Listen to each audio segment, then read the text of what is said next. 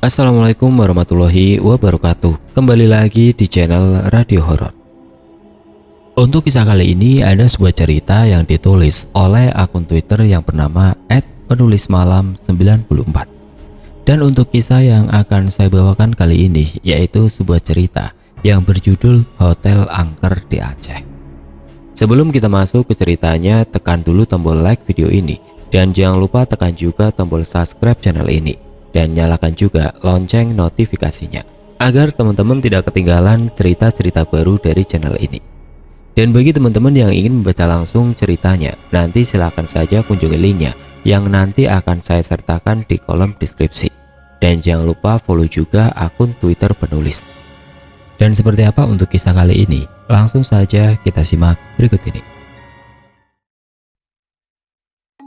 Di cerita kali ini saya akan membawakan sebuah cerita nyata pengalaman dari 12 sudut pandang. Yang pertama cerita dari Mimin Fitri saat ia dan 3 temannya jalan-jalan ke Aceh. Dan juga ada cerita dari atasan Mimin Marcel, sebut saja Mbak Tika, yang kala itu mendapatkan tugas di Aceh, tepatnya di daerah Banda Aceh. Nah, kisah horor apa saja yang mereka alami selama di Aceh? Sebelum kita simak ke cerita, ada baiknya kita doakan dulu buat para korban tsunami agar arwah mereka senantiasa ditempatkan di tempat yang layak di sisi Allah Ta'ala. Dan buat semua korban yang masih merasakan kepiluan mendalam akibat bencana alam tersebut, sekiranya Allah memberikan ketabahan dan menggantikan apa yang hilang. Buat teman-teman muslim bisa mengirimkan doa Al-Fatihah, dan buat teman-teman non-muslim pun bisa mendoakan sesuai dengan kepercayaan kalian. Cerita dari sudut pandang Fitri. Berlatar tahun 2017 bulan Maret, setelah aku menyelesaikan kontrak pekerjaanku dari Taiwan. Aku, Putri, Laras, dan Titi saat itu memilih memesan tiket pesawat ke Aceh untuk berlibur melepas penat selama 3 tahun merantau di negeri orang yang sangat melelahkan. Awalnya ide itu tercetus dari bibir Titik, sahabatku yang aku kenal dari agensi di sana. Titik mengajak kami untuk langsung berlibur merayakan selesainya kontrak selama 3 tahun di Taiwan. Ajakan Titik disambut hangat oleh Putri yang menyarankan destinasi liburan yang menarik di Bali. Namun Laras menolak karena ia berkata pernah liburan ke Bali saat diajak majikannya dahulu. Aku yang memang sebenarnya ingin langsung saja pulang ke kampung sempat menolak ajakan mereka, tetapi karena termakan rasa solidaritas dan juga bujuk rayu ketiga temanku itu, akhirnya aku menurut sajalah maunya mereka berlibur.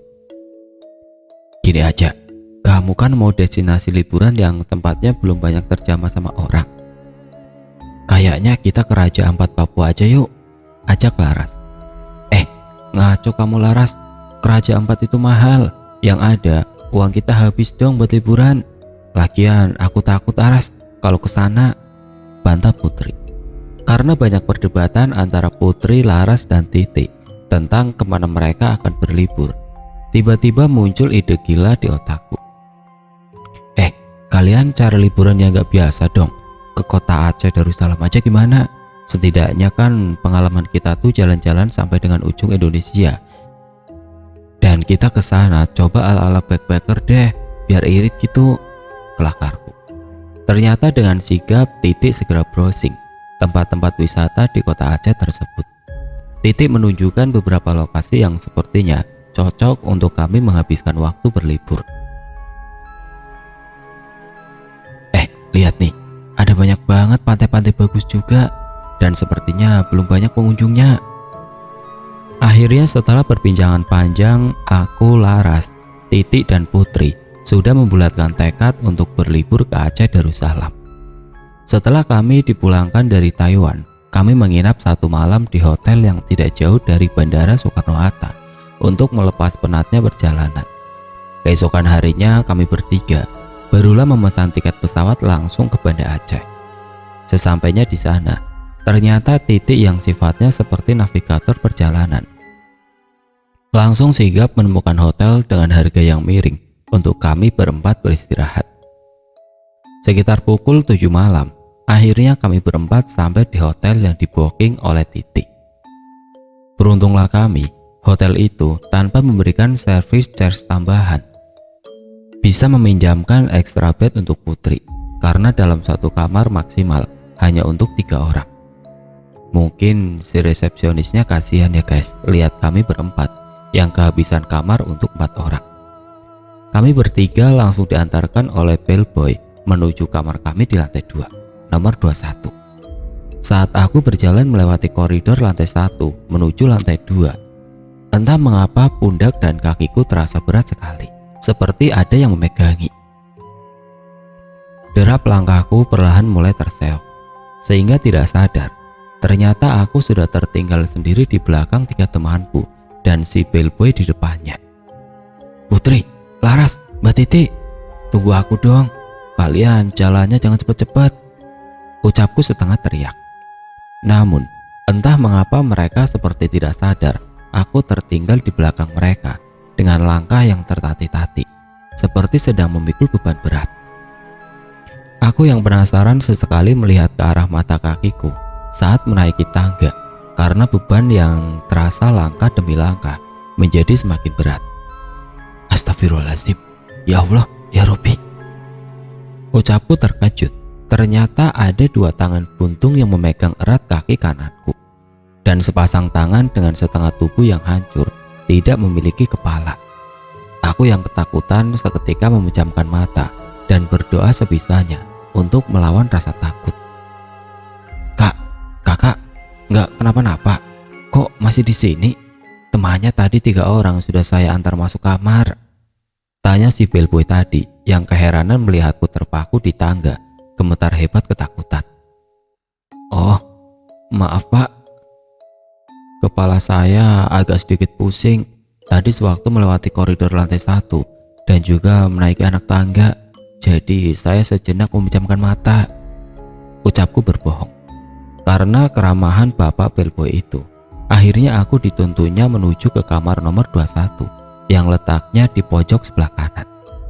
Di sana Putri, Titi dan Laras menatapku heran. Kamu kenapa Taufik? Semaput ya?" tanya Mbak Titi. Aku hanya menggeleng lemas dan menjawab, "Mungkin masuk angin Mbak Titi, kan habis 2 kali perjalanan jauh di pesawat, Taiwan Jakarta terus Jakarta Banda Aceh." "Wes tenang aja nanti kamu, aku kerik fit biar gak semaput," timbal Laras. Putri pun langsung sibuk mengeluarkan persediaan obat-obatan yang masih tersisa di dalam tasnya dan memberikan kepadaku. Aku langsung meminum obat pereda sakit kepala. Aku mencoba berpikir positif, jika saja aku hanya sedikit berhalusinasi, mungkin setelah mengalami lelah perjalanan. Sepertinya aku tadi kecapean biasa. Semoga apa yang aku lihat tadi bukan kenyataan, batinku sambil menyiapkan pakaian dan bergegas untuk mandi.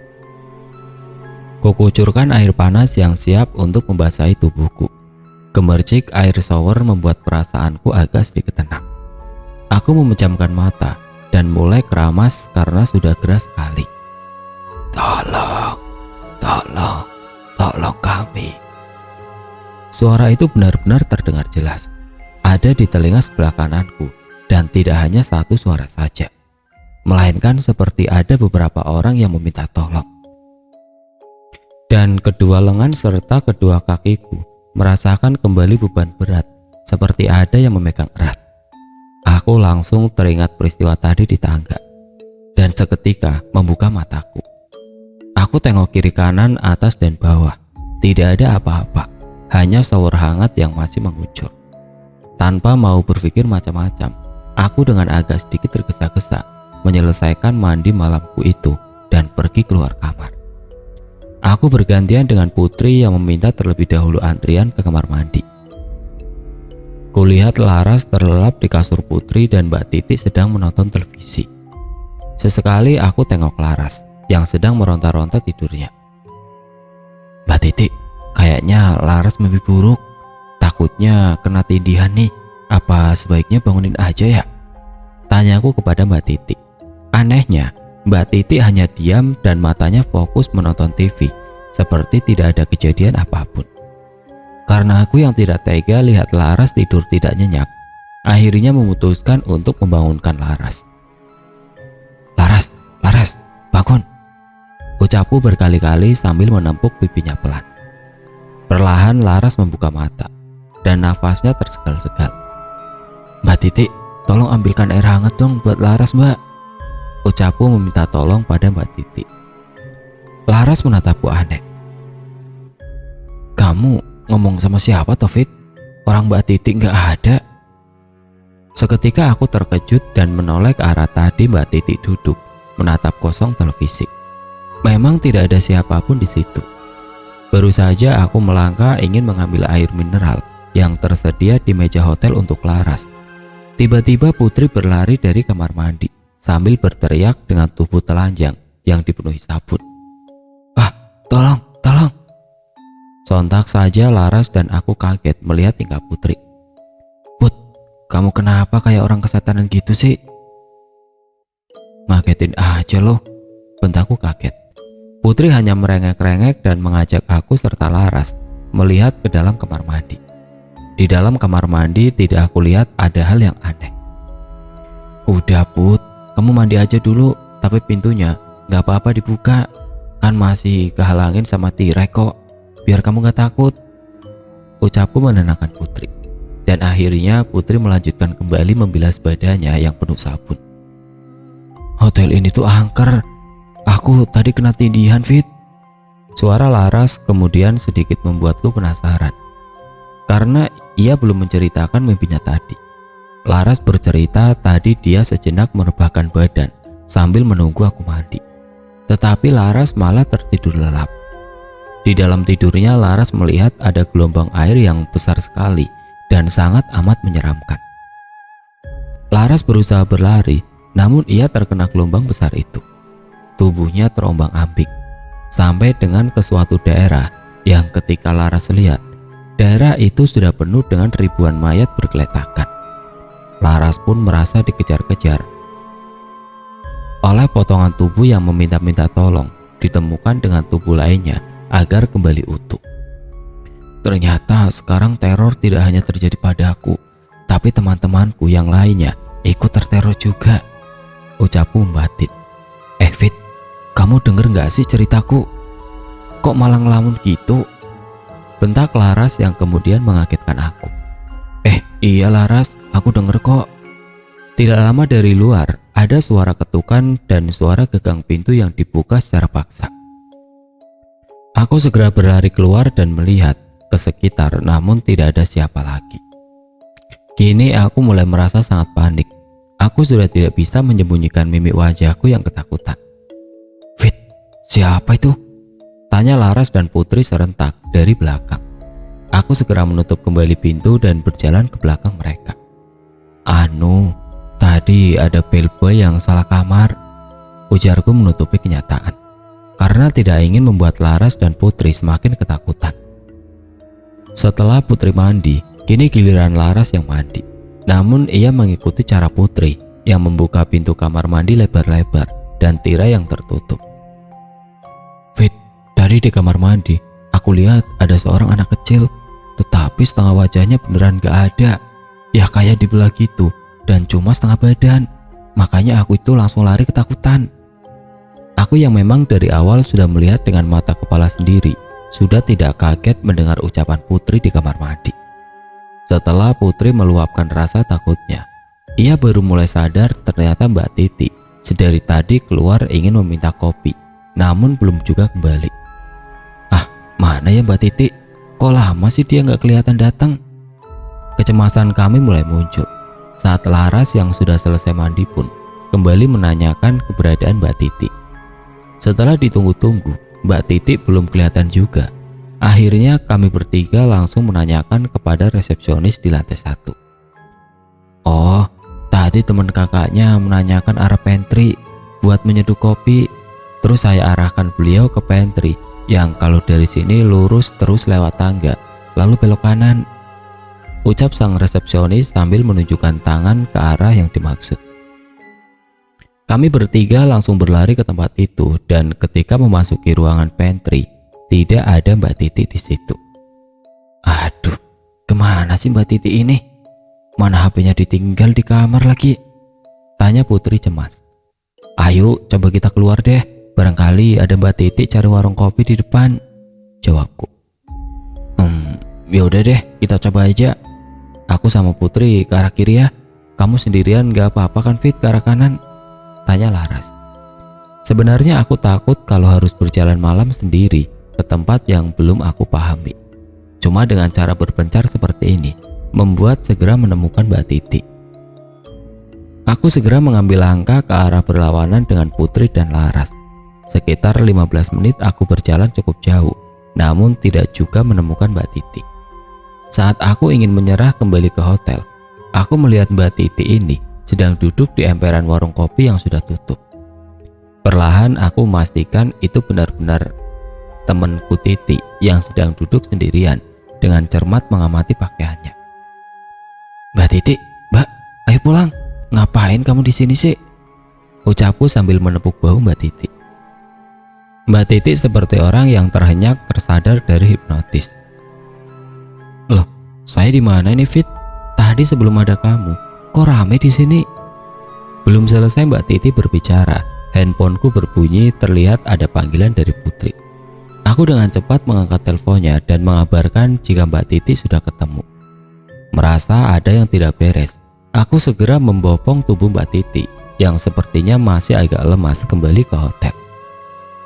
Nanti aja ya Mbak ceritanya pas sudah di kamar, ucapku. Sekembalinya ke dalam kamar hotel, Mbak Titi wajahnya masih agak linglung. Aduh, kepala saya kok pusing banget ya. Bahkan saya kayak orang linglung gini, tanya Mbak Titi. Putri segera memberikan Mbak Titi ini minum. Dan setelah tenang, Mbak Titi kemudian bercerita. Tadi kan saya mau cari kopi ke pantry, cuma saya diajak seorang pria tinggi tegap buat cari kopi gayo ke depan. Nah saya ikutin orang itu, pokoknya jalan pun gak jauh loh, sekitar beberapa langkah, terus ada warung kopi yang ramai banget. Sewaktu ngopi-ngopi pun, orang ini ramah dan ngobrol seperti biasanya. Cuma lama-kelamaan, saya baru sadar. Ternyata orang yang beli di warung kopi itu, kok pucat semua dan tatapannya aneh.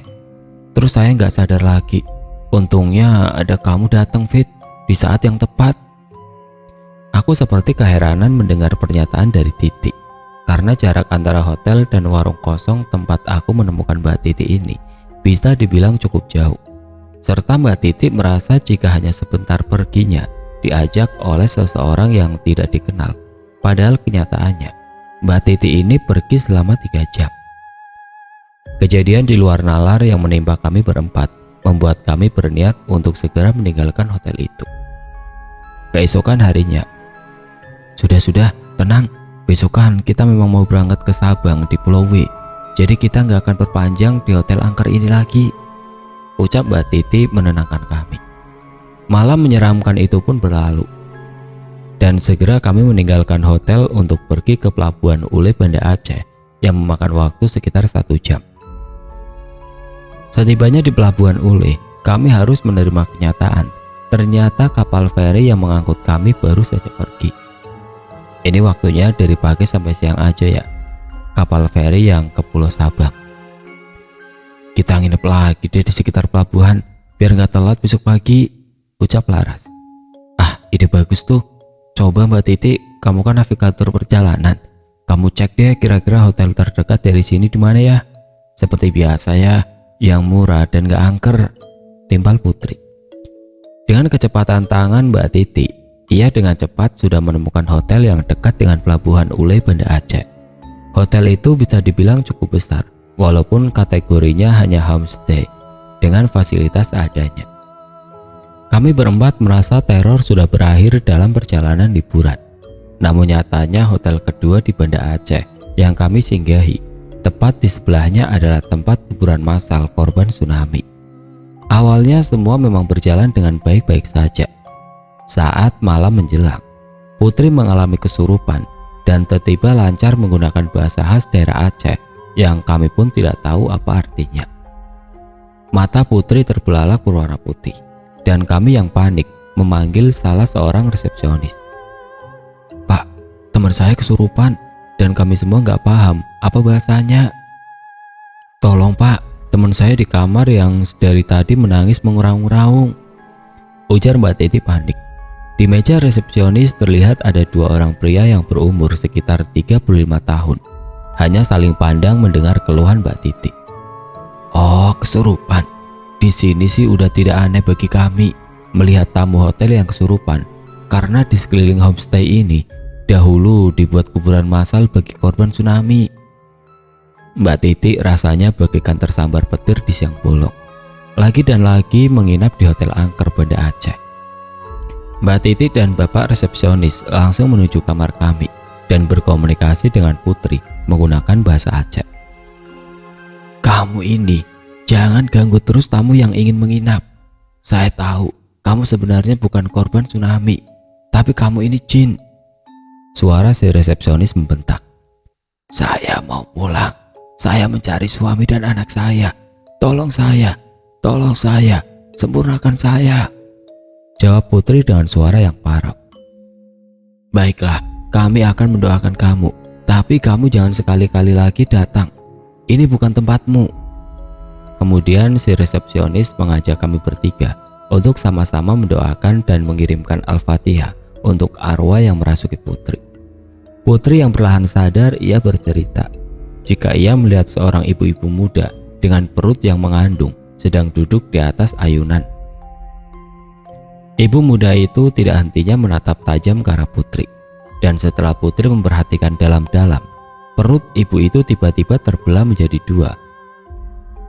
Karena ada sebuah seng besar menancap yang sangat amat mengerikan. Anehnya, saat Putri berteriak meminta tolong, tidak ada siapapun yang mendengarnya sampai Putri tidak sadarkan diri. Teror pun kini mulai beranjak kepada Laras.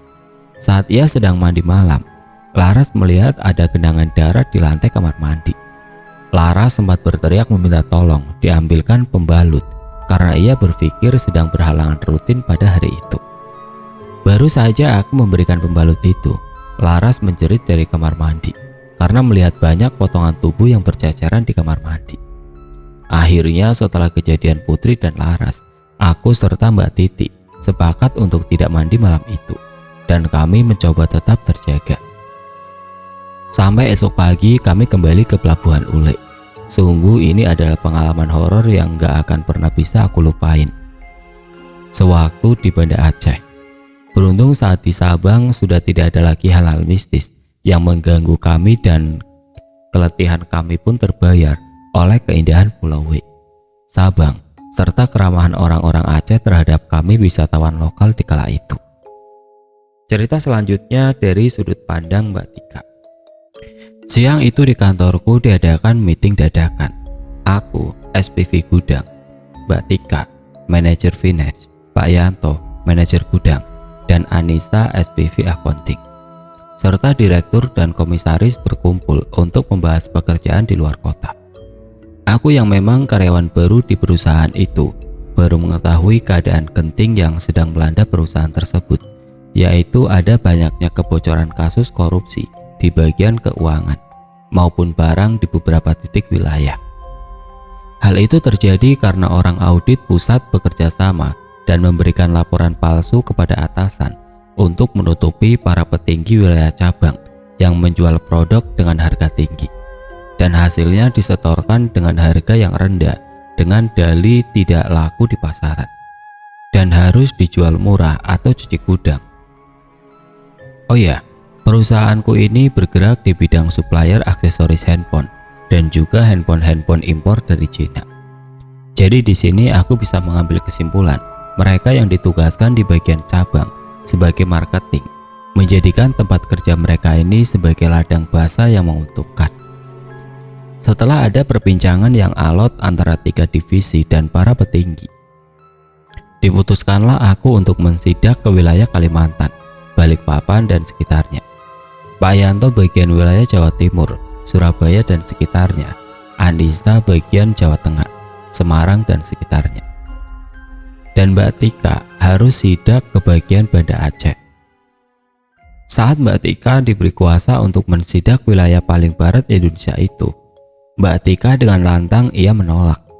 Sang direktur sempat menanyakan alasannya karena Mbak Tika sudah pernah berkunjung ke wilayah itu dan sudah mengenali seluk-beluk para pekerjanya. Mbak Tika tidak memberikan alasan pasti. Dia tetap menolak dan menitikan air mata di ruang rapat. Keadaan rapat yang berubah menjadi tidak kondusif membuat Pak Yanto mengambil alih pekerjaan Mbak Tika di Aceh, dan Mbak Tika pun setuju jika ia harus melakukan sidak ke wilayah Jawa Timur. Akhirnya para petinggi pun setuju dengan usulan tersebut dan meminta asistennya memesankan segera tiket pesawat serta penginapan untuk kami di masing-masing daerah. Setelah meeting usai, Mbak Tika langsung datang ke ruanganku dan Pak Yanto. Mbak Tika sangat berterima kasih kepada Pak Yanto mau menggantikannya pergi ke Aceh. Mbak Tika sebenarnya ingin menceritakan apa yang menjadi alasan ia enggan ditugaskan di Aceh selama kurang lebih 1 minggu. Namun ia merasa sangsi jika para petinggi perusahaan akan percaya akan cerita yang di luar nalar. Jadi ia lebih memilih bungkam. Aku yang melihat ada gelagat aneh dari Mbak Tika sempat menerka-nerka. Apakah ada tindak kejahatan selama di sana? Ataukah ada tindak pelecehan yang diterima oleh Mbak Tika? Dusel, bukan itu masalahnya. Alhamdulillah semua tebakanmu salah dan jangan sampai dia terjadi. Kan sudah Mbak bilang tadi kalau ini kasusnya di luar nalar manusia. Aku serta Pak Yanto saling tatap dan akhirnya kami spontan menjawab, oh, berarti setan. Mbak Tika langsung mengangguk lemas dan tatapannya menjadi agak nanar. Pak Yanto yang penasaran langsung memburu Mbak Tika dengan berbagai macam pertanyaan seputar wilayah Aceh yang akan ia datangi nanti. Gini deh, aku ceritain ya pengalamanku tahun 2016 waktu itu, Pak. Biar Bapak dan Marcel jelas kenapa sih aku segitu enggaknya untuk menginjakan kaki ke Aceh lagi. Aku benar-benar trauma. Mbak Tika mendekatkan kursi kantor yang ia duduki mendekat kepada kami berdua dan berbicara dengan agak berbisik-bisik. Berlatar di tahun 2016 di bulan Agustus. Seperti biasa, dari perusahaan mengadakan sidak kunjungan ke wilayah cabang untuk mengecek stok barang dan keuangan secara real. Kala itu giliran Mbak Tika, Randy, anak buah Mbak Tika, dan juga Ibu Vero, audit, untuk bertugas menyambangi kantor cabang Banda Aceh. Awalnya Mbak Tika dan Randy dengan senang hati menerima pekerjaan dinas pertamanya keluar daerah selama 1 minggu.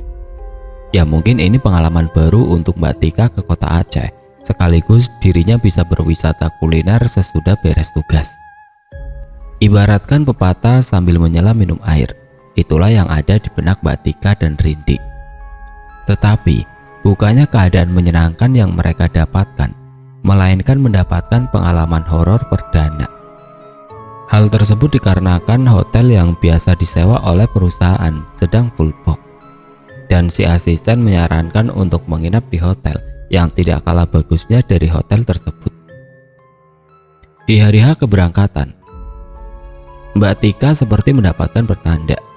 Di rumah Mbak Tika, tiba-tiba foto yang tergantung di ruang tamu mendadak menjadi bergeser miring. Mbak Tika yang melihat figura foto yang bergeser itu, ia segera mengadu kepada sang ayah. Nah, semoga di perjalananmu tidak ada apa-apa ya. Bapak khawatir, kok bisa tiba-tiba figura fotomu bergeser miring sendirinya, padahal tidak ada angin. Ucapan ayah Mbak Tika disambut oleh ibu Mbak Tika yang seperti merasakan ada pertanda yang sama. Semoga nggak ada apa-apa ya nak di jalan. Ini kamu bawa tasbih kecil ibu. Ibu biasa menguntai tasbih bersikir ketika perasaan ibu sedang kalut dan sebelum ibu mau tidur. Mbak Tika mengambil tasbih itu dan ia selipkan di kantong sweaternya. Segera Mbak Tika berpamitan kepada ayah dan ibunya dan segera menaikkan taksi online yang sudah siap menunggu untuk mengantarnya ke bandara. Aku ndak apa-apa kok Bu. Pak, doakan Tika ya, mau dinas di luar kota. Ibu dan bapak hati-hati di rumah. Nanti Tika kabari kalau sudah sampai di sana. Ucapnya sambil melambaikan tangan. Setibanya di bandara, sudah ada Rindi dan Ibu Vero yang menunggu. Tidak lama mereka pun masuk ke dalam pesawat. Selama di perjalanan, Mbak Tika sudah melupakan kejadian yang ia lihat di rumah. Dan ia asik berbincang-bincang dengan Rindi serta Ibu Vero sampai mereka mendarat di Banda Aceh. Karena hari sudah semakin siang, mereka bertiga memutuskan untuk drop barang di hotel yang sudah direservasi dan langsung menuju kantor cabang sampai dengan pukul 10 malam. Mereka yang sudah lelah bekerja dan penatnya perjalanan seharian langsung diantar oleh sopir perusahaan ke hotel untuk beristirahat. Hotel megah berbintang 4 itu dari luar terlihat terang, namun berbanding terbalik saat berada di dalam hotelnya. Hanya lampu redup dan meja resepsionis pun dibiarkan kosong. Saat mereka melewati koridor, tiba-tiba bulu kuduk Mbak Tika merinding. Dan dari belakang telinganya ada yang menghembuskan nafas manusia. Seketika Mbak Tika menoleh ke belakang, namun tidak ada siapapun di belakang Mbak Tika. Hembusan nafas yang berat itu kini semakin jelas pula terdengar oleh Mbak Tika. Dan berkali-kali ia menolehkan pandangannya ke belakang, seperti diikuti oleh seseorang tepat di belakangnya. "Kamu ini kenapa sih, Tik?" tanya Ibu Vero aneh dengan perilaku Mbak Tika, sering menoleh ke belakang saat berjalan menuju kamar. "Nggak apa-apa kok, Bu, cuma kok kayak ada orang di belakang saya," jawab Mbak Tika pelan. "Sudah, Bu, cuma perasaan aja kali," jawab Rindi langsung memeluk pinggang Mbak Tika untuk menenangkan. Baru beberapa langkah kemudian Mbak Tika mendengar suara orang yang berjalan dengan mengijak genangan air. Piak, piak. Sontak saja Mbak Tika langsung bertanya kepada Rindi, "Rindi, apa kamu dengar suara kayak orang jalan di genangan air gitu?" Pertanyaan Mbak Tika dijawab ketus oleh Ibu Vero. "Udahlah, Tik, kamu istirahat, jangan banyak berhalusinasi," sambil ia membuka pintu kamar hotel yang berseberangan dengan kamar Mbak Tika serta Rindi. Mbak Tika tidak mau banyak berkomentar lagi. Ia merasa percuma saja ia bercerita kepada Ibu Vero yang terkenal dingin dan ketus itu. Mbak Tika langsung merebahkan badan setelah ia masuk kamar dan Rindi masuk ke kamar mandi untuk bersih-bersih. Saat Mbak Tika rebahan, dari ekor matanya ia melihat seorang pria yang tidak terlihat wajahnya sedang berjongkok menghadap ke tembok membelakangi tubuh Mbak Tika. Mbak Tika langsung terhenyak dan mengucek-ucek kedua matanya, berharap yang ia lihat itu tidaklah nyata. Mbak Tika yang kaget, ia mengambil air minum di dalam tasnya dan menyalakan TV untuk mengusir rasa mencekam. Untuk beberapa saat suasana horor perlahan mencair. Mbak Tika ingat ia menelpon ayah ibunya untuk mengabari dirinya baik-baik saja dan sudah sampai di hotel. Dari seberang sana Mbak Tika yang asik berbincang dengan ayah ibunya diganggu oleh suara misterius yang ikut berbicara di telepon. "Tolong, tolong, tolong." Suara berat bariton laki-laki yang membuat Mbak Tika berkali-kali terdiam di sela perbincangan. "Pak, Bu, maaf, saya mau istirahat dulu. Besok saya lanjut ya teleponnya. Lagian ini sudah malam. Bapak dan Ibu juga istirahat ya. Jangan banyak-banyak pikiran. Kan Tika sudah sampai di hotel," ucapnya. Tidak lama ia menutup telepon. Di tengah rasa kepanikan Mbak Tika, lagi dan lagi telinga kanannya seperti merasakan ada nafas berat manusia. Mbak Tika yang mulai ketakutan dikagetkan dengan suara ketukan pintu dari luar kamar. Dengan sisa tenaga ia berjalan dan membuka pintu kamar hotel. Namun tidak ada orang di sana, melainkan hanya lampu redup koridor. Pandangan Mbak Tika tertuju oleh bekas tapak kaki yang basah dan ada banyak genangan air di sekitar luar kamarnya. Setelah ditelusuri, tapak kaki yang basah itu mulai nampak dari arah tangga dan berakhir tepat di depan kamar Mbak Tika. Melihat ada hal ganjil, Mbak Tika segera menelpon resepsionis hotel untuk meminta tolong membersihkan bekas tapak kaki yang basah serta genangan air di sekitar kamar. Karena saat itu sudah hampir pukul 11 malam, para pekerja cleaning service sudah tidak ada dan menunggu keesokan harinya baru akan dibersihkan. Mbak Tika keheranan Masa ada orang yang berbasah-basahan jalan di koridor hotel? Tidak lama Rindi yang baru selesai mandi menghampiri Mbak Tika yang sedang berdiri mematung di luar kamar. "Bu, kok ngelamun sih?" Rindi, kamu sini. Kamu lihat kan ini ada banyak bekas tapak kaki basah dan genangan air?" tanya Mbak Tika memastikan. Rindi menelan ludah. Ia melihat dengan mata kepalanya sendiri ada hal yang aneh mulai terjadi. Mereka berdua kembali masuk kamar dan saling bertatapan. Rindi kemudian mulai bercerita jika dari tadi ia mandi seperti ada yang memperhatikan di sudut kamar mandi. Namun Rindi masih bisa menepis rasa takut itu dengan segera menyelesaikan mandinya. Rasa lelah Mbak Tika sepertinya sudah mengalahkan rasa takutnya. Mbak Tika memaksakan mandi malam itu. Dan ketika ia mandi, ia kembali mendengar suara banyak orang meminta tolong dan merintih-rintih tidak karuan. Bukan hanya satu suara, melainkan ada banyak sekali suara yang berdengung di telinganya meminta tolong. Mbak Tika yang sudah tidak kuat, takut gemeteran, merasa diganggu oleh yang tidak kasat mata. Ia langsung meraih handuk dan melilitkan ke tubuhnya. "Rindi, saya izin pakai baju di sini ya. Nggak kuat lama-lama di kamar mandi. Rasanya lutut saya lemes," ucap Mbak Tika. Setelah selesai berpakaian, Mbak Tika kembali merebahkan tubuhnya di tempat tidur. Ia melihat Rindi sedang asik membelakanginya sambil bermain handphone, dan saat Mbak Tika melihat ke arah salah satu sudut kamar, nampak ada kuntilanak yang menempel di dinding dan melihat tajam ke arah Rindi serta mulutnya mengecap-ngecap seperti melihat hidangan lezat di depan matanya. Info tambahan ya guys, menurut Mbak Tika, wajah si kuntilanak ini emang serem. Seserem-seremnya, mulutnya ada taringnya 2. Matanya mirip kayak Susana yang kelopak sama kantung matanya hitam dan wujudnya 2 dimensi. Jadi saat Mbak Tika lihat si Kunti ini, dia juga bisa melihat tembok belakangnya. Mbak Tika langsung menutup mata dengan kedua tangannya. Dan perlahan-lahan ketika ia membuka mata, sosok menyeramkan itu hilang. "Rindi, kita gabungin yuk kasurnya. Saya nggak bisa tidur nih," pinta Mbak Tika merengek. Kebetulan double bed ya guys kamarnya. "Iya bu, tadi juga Rindi mau minta buat digabungin. Cuma sungkan sama ibu. Rindi risih bu, seperti ada yang ngeliatin terus," jawab Rindi bergetar. Malam itu Mbak Tika benar-benar dibuat hampir terjaga sepanjang malam. Ia mengambil tasbih yang diberikan oleh sang ibu dan berzikir sampai akhirnya berhasil terlelap tidur.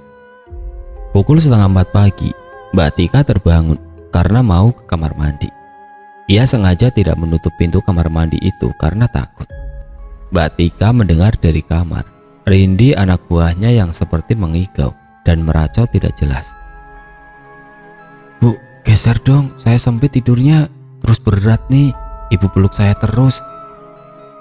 Karena penasaran, Mbak Tika melihat dari pantulan bayangan di cermin kamar ke arah tempat tidur dan langsung menjerit sejadi-jadinya. "Rindi!" Sontak saja Rindi langsung terbangun dan berlari ke arah kamar mandi. "Ada apa bu?" tanyanya kaget. Mbak Tika hanya diam dan menyelesaikan buang hajatnya meminta ditemani oleh Rindi. Pelu jagung mulai berjatuhan dari wajah Mbak Tika karena baru saja ia kembali melihat kuntilanak yang menindih tubuh Rindi. "Rindi, tadi saya lihat ada kuntilanak menindih badan kamu. Serius Rin?" ucap Mbak Tika terbata-bata. Rindi yang mendengar hal itu langsung loncat memeluk Mbak Tika. "Ah bu, jangan nakut-nakutin saya dong bu. Rindi lagi hamil muda soalnya nih. Rindi takut diganggu kuntilanak." Mbak Tika ingat dirinya memiliki peniti yang agak cukup besar yang ia pakai untuk mengaitkan jilbabnya di dalam tas dan diberikannya kepada Rindi. "Rindi, kamu kenapa nggak bilang sih lagi hamil muda? Sekarang kamu keluar kota jauh-jauh, takutnya kamu kecapean loh Rin. Saya khawatir sama kesehatan kamu dan calon bayinya. Sekarang peniti ini kamu kaitkan di baju kamu, jangan sampai terlepas." Kuntilanak dipercaya takut sama peniti. Rindi kemudian mengikuti saran dari Mbak Tika dan pagi itu mereka berdua tetap terjaga sampai terdengar suara azan subuh. Di kantor cabang, Mbak Tika dan Rindi mulai tidak fokus bekerja, sehingga berulang kali Ibu Vero harus menegur mereka. Saat beristirahat makan siang, salah satu karyawan kantor cabang berbahasa basi menanyakan di mana hotel mereka tinggal dan juga bagaimana kesan pertamanya menginjakan kaki di Banda Aceh. Ibu Vero yang terkenal dingin, ketus, dan pendiam saat itu mulai asik bercerita seperti tidak biasanya. Ia benar-benar menunjukkan antusiasnya berada di Banda Aceh. Namun berbanding terbalik dengan Mbak Tika dan Rindi yang menjawab seperlunya saja dengan nada lemas. Di tengah percakapan, si karyawan perempuan, sebut saja namanya Khotijah, tiba-tiba menanyakan sebuah pertanyaan kepada mereka. Kalian bermalam di hotel es itu apa aman dan baik-baik saja? Soalnya hotel itu bisa dibilang angker loh. Ibu Vero hanya menggeleng dan tertawa mendengar pertanyaan Khotijah yang menurutnya nonsense. Setelah selesai makan siang, Ibu Vero langsung berlalu menuju ke toko oleh-oleh yang berada tepat di sebelah rumah makan. Rindi yang melihat Ibu Vero sudah berlalu. Ia memburu pertanyaan kepada Khotijah. Rindi pun bercerita jika Mbak Tika dan dirinya diganggu oleh makhluk yang tidak kasat mata. Khotijah mengangguk dan bercerita jika memang hotel tersebut terkenal angker karena sewaktu bencana tsunami Aceh, beberapa mayat sempat masuk ke dalam hotel karena derasnya hantaman arus laut tsunami, dan setelah dievakuasi, ada pun tamu hotel yang meninggal di tempat karena belum sempat menyelamatkan diri. Khotijah pun menanyakan kenapa Mbak Tika dan kawan-kawan tidak menginap saja di hotel yang biasa direservasi oleh perusahaan. Nasi sudah menjadi bubur. Mbak Tika dan Rindi pun pasrah dirinya berada di hotel itu selama 1 minggu. Setelah mereka pulang kembali ke hotel sekitar pukul 8 malam, Rindi yang terlihat pucat kemudian meminta duduk di ruang depan hotel untuk mencari angin dan memesan secangkir susu hangat. Karena tidak tega membiarkan Rindi sendirian berada di lantai 1, akhirnya Mbak Tika memutuskan untuk duduk menemani Rindi. Mbak Tika melihat sekeliling hotel terlihat lengang dengan lampu penerangan redup. Ada semilir angin yang tiba-tiba terasa di tengkuk Mbak Tika, membuatnya merasa tidak nyaman. Mbak Tika melihat Rindi masih perlahan-lahan meminum secangkir susu hangatnya yang baru disajikan. Ia mengurungkan niatnya untuk segera ke kamar mereka di lantai 3. Di saat bersamaan, Mbak Tika jelas mendengar suara bariton yang tidak asing di telinganya. "Tika, sini. Tika, sini tolong." Entah mengapa Mbak Tika seperti terhipnotis dengan suara itu, dan perlahan ia berjalan beberapa langkah keluar hotel mengikuti si sumber suara. Mbak Tika tertegun melihat seorang pria yang pernah ia lihat di kamar sedang jongkok dan kepalanya tertunduk membelakangi dirinya. Pria itu terlihat sangat basah kuyup dan tetesan air terlihat mengalir dari tubuhnya. Saat Mbak Tika ingin menghampiri Rindi, menepuk bahunya. "Bu, kok kamu ngelamun di luar? Ayo masuk. Nanti kamu kedinginan, Bu. Saya juga sudah mau selesai nih minum susunya." Suara Rindi mengagetkan Mbak Tika. Saat Mbak Tika melihat kembali ke arah lelaki itu, ternyata ia sudah lenyap. Mbak Tika hatinya mulai takut. Ia menerka siapa lelaki yang baru saja ia lihat. Apakah itu sosok korban tsunami? Namun Mbak Tika mencoba menepis perasaan yang mengganjal hatinya dan kembali masuk ke hotel. Mbak Tika yang mendadak wajahnya pucat dan panas dibopong oleh Rindi menuju ke kamar hotel. Saat berjalan, Mbak Tika mendengar kata lain selain tolong. Mbak Tika menghentikan langkahnya dan menatap Rindi. "Rindi, kamu dengar nggak? Ada suara lelaki barusan." Rindi menggelengkan kepalanya dan malah merengek.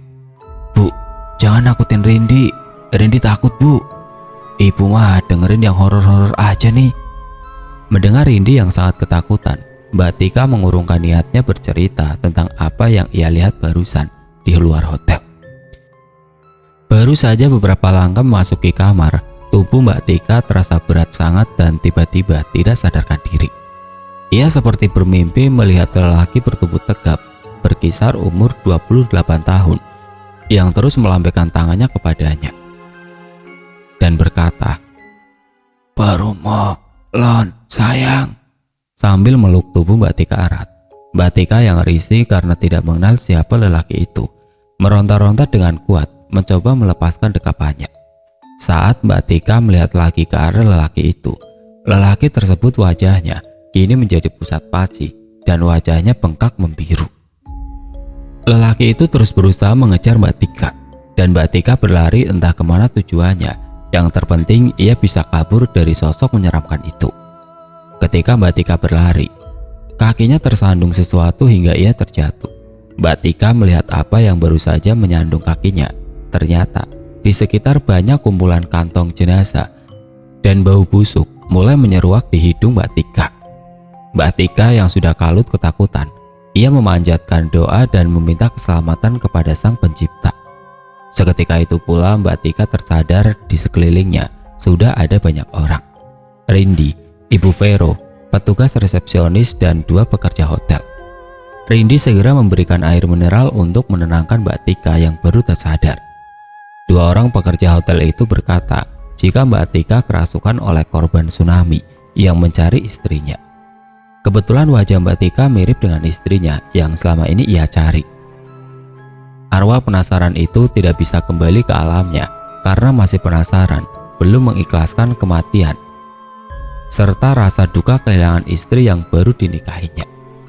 Tidak lama semuanya membubarkan diri dan Ibu Vero hanya berkata ketus, "Duh, kamu ini bisa profesional kerja gak sih? Masa keluar kota kesurupan?" Mbak Tika yang sudah tidak tahan dengan sikap ketus Ibu Vero mulai membalas ucapannya dengan nada tinggi. "Ibu kenapa sih? Kok ketus banget sama saya? Apa jangan-jangan ibu ada kong kali kong ya dengan petinggi manajer cabang pusat? Heran saya sama ibu." Ucapan Mbak Tika tidak digubris oleh Ibu Vero yang berlalu pergi ke kamarnya. Rindi dengan sigap memberi Mbak Tika paracetamol karena mendadak keningnya panas serta tubuhnya bergetar menggigil kedinginan. Mbak Tika bercerita jika tubuhnya merasa berat dan tidak lama ia kehilangan kesadaran. Mbak Tika menyebutkan secara pasti kesurupan yang ia alami di malam itu sampai dengan menjelang azan subuh keesokan paginya. Karena kondisi Mbak Tika yang tidak memungkinkan untuk bekerja, ia berada di hotel untuk beristirahat sendiri. Dan Rindi berangkat ke kantor cabang bersama Ibu Vero dengan komando Mbak Tika melalui sambungan telepon. Keesokan harinya Mbak Tika mendapatkan telepon dari pusat jika dirinya tidak profesional bekerja saat ditugaskan keluar kota karena absen. Mbak Tika yang merasa bersalah, semampunya ia menguatkan diri bekerja ke kantor cabang walaupun dengan kondisi yang lemah. Yang membuat Mbak Tika merasa trauma adalah selama 1 minggu berturut-turut ia selalu dimimpikan oleh hal yang menyeramkan dan si lelaki misterius itu.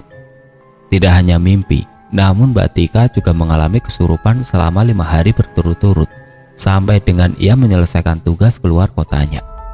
Setelah ia pulang, kondisinya mendadak drop sehingga harus dibawa ke rumah sakit.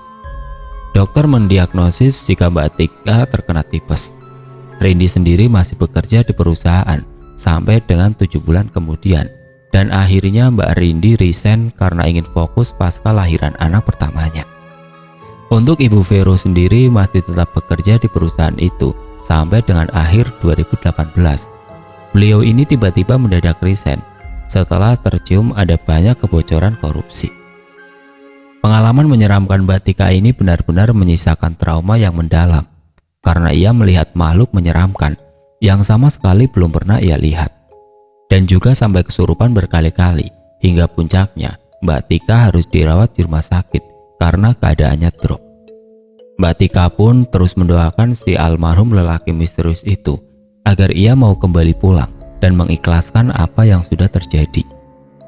Pelajaran penting dari cerita horor Mbak Tika ini, sejatinya manusia menyerahkan segala sesuatunya ke dalam tangan Allah Ta'ala, baik dan buruk, hidup dan mati, rezeki serta jodoh.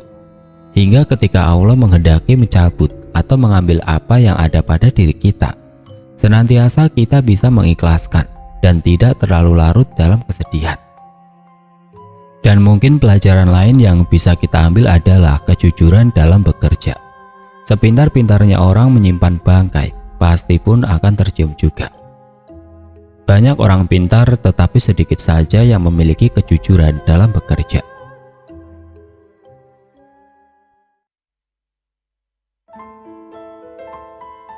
Oke teman-teman, sekian untuk cerita kali ini. Semoga apa yang sudah saya sampaikan dalam kisah ini dapat dijadikan pelajaran untuk kita semua. Dan bagi teman-teman yang baru bergabung, jangan lupa untuk like, komen, share, serta subscribe channel ini. Dan nantikan kisah-kisah horor berikutnya tetap di channel Radio Horor. Wassalamualaikum warahmatullahi wabarakatuh.